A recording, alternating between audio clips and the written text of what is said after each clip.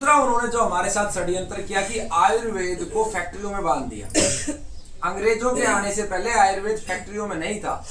जो ये कचनार गूगल ये जितनी भी गोलियां टैबलेट बन रही थी ये अंग्रेजों के आने से पहले फैक्ट्रियों में नहीं था।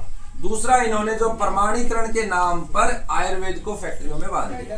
अब आयुर्वेद को वो एक तरीके से उन्होंने ऐसा नष्ट कर दिया है भी और उसका काम भी नहीं है। ठीक है, अब इस कुचक्कर को भाई राजीव दीक्षित जी ने बहुत अच्छे से समझा और उन अमर बलिदानियों के जो सौपन थे उनके सौपन को आत्मसात किया और वो निकल पड़े एक लड़ाई पे कि हमें गांव-गांव में ज्ञान की गंगा बहा देनी है जिससे कि लोग जागरूक हो, गांव-गांव में वनस्पतियां लगे और वनस्पतियां ही हमारे वास्तविक देवता हैं जो दिखते हैं, जिनको हम छू सकते हैं, जिनको हम महसूस कर सकते हैं। और उस लड़ाई को उन्होंने अपने अंतिम सांस तक लड़ा और लगभग 20,000 व्याख्यान इस राष्ट्र के लिए दिए।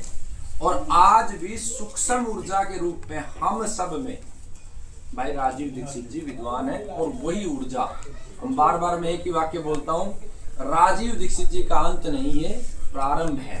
अब उनके बीज बिखर रहे हैं और वो बड़े बड़े वनस्पतियों के रूप में आगे बढ़ रहे हैं। तो उस इंडियन मैजिकल एक्ट को इस उद्देश्य से बनाया गया कि भाई ऐसी जो बीमारियां अंग्रेजों ने उस आयुर्वेद से जो निचोड़ के तैयार करना था, बदल के स्वरूप बदल के, उसके बावजूद भी उन बीमारियों पे जहाँ कंट्रोल नहीं कर सकते थे तो उनको लगा कहीं इन बीमारियों से आयुर्वेद ठीक कर दे और तुम छोटे पड़ जाओ।